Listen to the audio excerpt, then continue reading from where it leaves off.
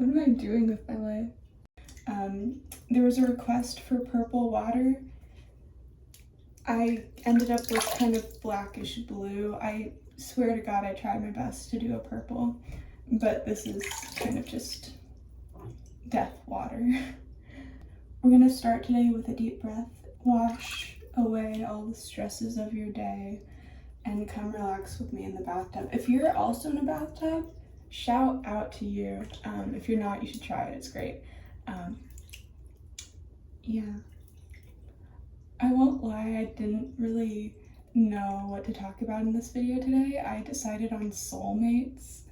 I believe that my soulmate is these glasses. This is gonna be the best thumbnail. Okay, I feel like when I put my glasses on, I turn into a different person, a person who can handle stuff and doesn't have emotions. But you know what? We're feeling our emotions today. This isn't like, I know this is a wine glass or something, but I just like to use them for flavored water because it makes me feel fancy. I swear to God, there's no substances in there.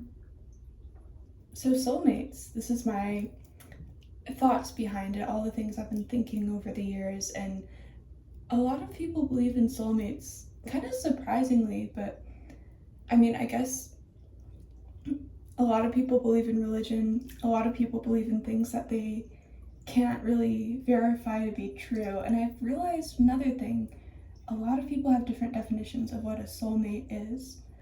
Before anything, 1, subscribe to me, 2, comment, 3, like, because 1, I want to know somebody's listening to these silly little bathtub talks. 2, I want to hear you guys' thoughts, so please comment, talk to me, get to know me, I'll get to know you, I'm there for you. Also, I'm proud of you. Everybody does mistakes and everybody does good things. And honestly, one of the most productive things you can say to a person, which they don't really hear very often, is I'm proud of you. So yeah, I'm proud of you guys.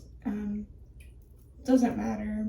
You could be a criminal. I have lots of criminals in my life, it's okay. That sounded really like Lana Del Rey. If you have any video suggestions, topics you want, colors you want, I will, obviously I killed the purple, but I will get better if you just give me a suggestion.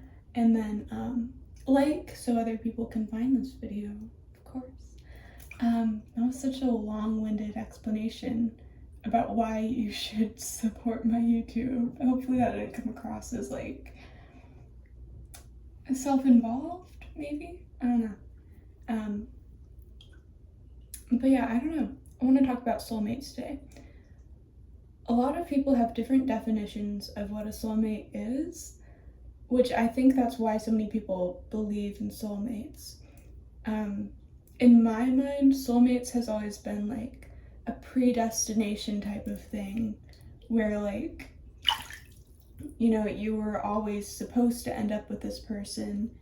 And honestly, I'm not a big fan of predestination. I'm a bigger supporter of the truth. So if predestination is real, I'll get down with it. Do you guys believe in predestination? Because it's a scary concept. I wouldn't want to think that I had no say over my future. Are we all just here? Are we all just on a rock, little beings?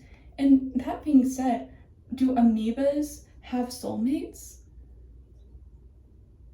Do they have predestination? Do amoebas and little bacteria, because they are alive, do they have lives that are planned out for them beforehand by God?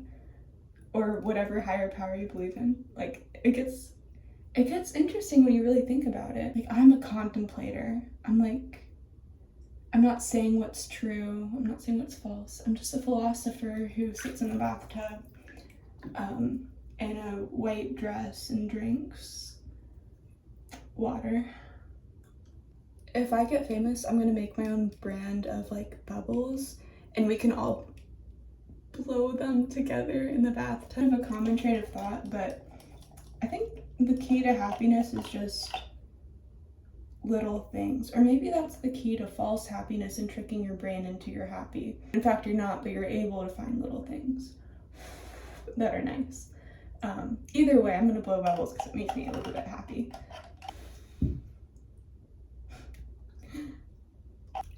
Soulmates. Should I put that? I need to put that somewhere where it's not in the camera because it's aesthetic, but it's not. I don't know. I think the best way to go into things when you're thinking about things that don't have a real tangible answer is to have openness in your mind. Like, honestly, that's a good way to live. Just have openness in your mind. Understand other people aren't going to agree with you. Some people are going to be very radical in their disagreements with you. But all you can do is think about what they're saying. Even if it seems irrational to you, it does seem rational to them, just as rational as your own thoughts are to you. So you just being like, you're wrong, shut up, that's not going to help. It's not going to help. You have to help them like Socrates did. Honestly, I don't know if I'm the biggest fan of Socrates, but certain things he did were cool. I think that's kind of the key. I think that's kind of the truth with everyone. There's certain things you don't like that they've done, but, you know, there's certain things they've done that are cool. So you have to just not only focus on those things, but accept both and reach for betterness. Some people are coming from backgrounds where it was kind of ingrained in their heads to think a certain way, and so you can't really be mad at them when they do think that way. And of course, some people are a little bit morally and soulfully and mindfully advanced, where they can see that they came from this place, but it might not be the truth, it's just where they came from. But not everybody's like that. Most people aren't, and that's okay. And the best thing you can do is act like Socrates. Like, have them explain their thoughts and ideas and rationale, and kind of don't help them deconstruct it. Don't be on a side, because they will take that as you attacking them. The best thing you can do is just help them talk themselves out of it almost, and just have them explain it. And you know, certain things won't make sense if it is the wrong answer, and you know, and they'll be able to see that. Even if they can't accept it, they can see that and it's spoken. So the best thing you can do is have somebody else talk. Listen twice as much as you talk, and I can't really say that being a YouTuber, but that's why I want you to comment. Comment twice as much as I speak in this video. I don't know, I'm not really happy with my life sometimes, so I don't know if I should be the one to speak on this, and I don't have a soulmate. Well, I don't believe in them, but I also don't think I would have something that I would believe was one. So maybe that's making me jaded, or maybe the people who think they do have their soulmates are the ones who are jaded. Not in a bad way. I wish I had somebody that would make me believe that soulmates exist, and just, you know, that kind of person who can just make you transcend any ingrained belief in your head and just make you throw it out because they change everything. I love those kinds of people, but I also hate those kinds of people because I like my thoughts and I don't like feeling like I'm ruled by emotion, not my brain. This is what people would do. I forget what the word is, but they would have those like public bathhouses where everybody would like lay in the water and just talk about philosophy. And I think that's what I'm doing right now. I'm living in Greece in the something BC, probably. I don't have subscribers. Oh my god, there's soap in my eye. Okay, I said a lot and none of it really was very cohesive. So I'm gonna backtrack a little bit, and if I didn't finish any trains of thought, I'm sorry. Soulmates. So what do you guys think a soulmate is? For me, it's always been predestination. I mean, the biggest fear with predestination is that it would be predestined to be less than I want, because I want a lot in this world.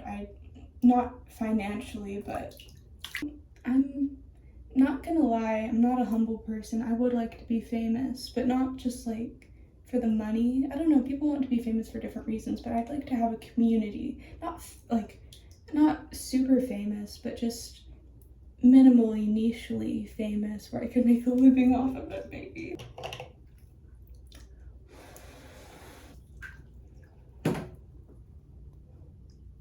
Some people just believe that there's certain people that you click with on a soulmate level, and I could understand that. I do understand that, and it's not like something I believe in, that that's not something to believe in. I think that's just kind of true. Some people you click with on a level where it feels like your soulmates. And I'm out here trying to separate the emotions from the facts. I'm a very emotional person, but I'm way more not scientific. I'm more facts and figures than emotion. But I'm also equally very emotional. Like, I think you can be both. Everyone's like, are you mind or heart? And I'm a little bit of both, but a little bit more mind, I think.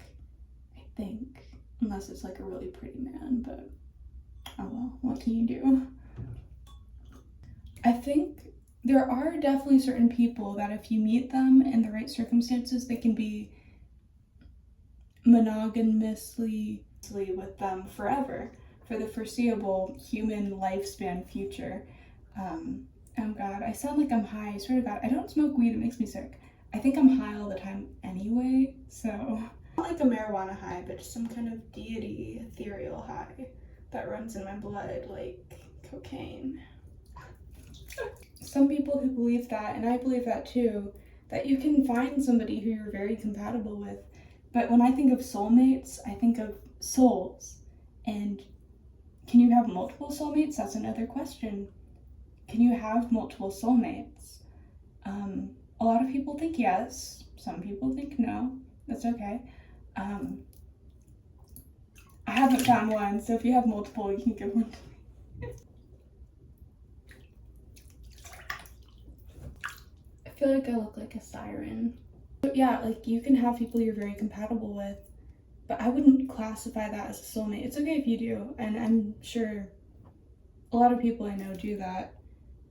For me, that's not something, when I think of soulmates, I think of ethereality and something, like I said, predestined, and like, even if it's not predestined, it's like destiny, you know? And I guess soulmates kind of do have to be a little bit predestined, because say your soulmate is like halfway across the world and speaks a different language, like that just doesn't make sense. So I'm more inclined to believe, you know, there's certain people who we really click with, but on the same level, there's certain people, and like friends included, some people believe in pet soulmates, and I love that theory. But some people believe that soulmates exist, and like that would be so sad if it was predestined. It would be very sad if it wasn't predestined, but it was still destiny and like an ethereal thing. Because what if you never find them? There's 7-something billion people on this planet. What's the odds that you're gonna find your soulmate in that? So that's kind of why I don't believe in it, because it's either predestination or that. And I think that there are certain people you just click with, and there's certain people who, there's somebody in my life who understands me like nobody does. And even if they don't understand, he's willing to try and put in the effort to, and reacts to things. Even if he doesn't understand them, he responds in a way that's most helpful for me. And I'm not saying that's like fate. I don't think that's fate. I think that's just certain people. You meet each other and it just works like that, you know? And that's not like a spiritual thing, that's just a fact of life. Some people are compatible with you in a way that happens. You have somebody who, even if they don't understand, some people, I will say, I come across like I understand a lot of people. This is a secret. I don't actually, well, I do understand a lot of people, but it's not because of some like far off thing. It's just because I'm good at understanding people, and that kind of happens with most people with me. I have yet for somebody to understand me, and I don't understand myself either. So I think the concept of soulmates would be a negative for me, because I don't want to feel like I'm locked down to one person, not because I don't like them or anything, but because it's by the universe. I don't want the universe to put that on me, be like, you have to be with this person or you won't be happy, or won't have your true soulmate. Like, I like to have an open thing where I can find my own and find somebody who I'm very compatible with, and just have it like a field full of, like, I like my life and my love life and my soulmate life. Like, I would like the people in my life to be like a field of wildflowers. And it's not like I'm destined to pick one. It's like They're all pretty in different ways. I would like to see which ones I like best. Pick the one that resonates with me in a way that none of the others do, whether that's fate or just myself. And really that is just yourself and what you feel on the inside, whatever drives that. Whether it's your soul, just mental chemicals. I would like to be able to choose my own flower. I'd like to be able to choose my own flower in that field. And, sometimes you choose flowers and you're like, hey, you know what, this flower is kind of wilted and there's like some bugs on it that I didn't see at first, and so I'm gonna just like put it back, and I'm gonna look for a new one. And sometimes you have a flower and you see a new one and you're like, God, I didn't realize flowers could look like that. I thought flowers just looked like the one I had, but damn, that flower is fine. You want a flower that brings you happiness. And different people are different. I've learned that a lot because there's certain things that make me happy and I try to share them and it doesn't really work because those people just don't connect to those things on the way that I do. Drawing, it can be very therapeutic for a lot of people. Some people, they don't like drawing because it stresses them out, and that's okay.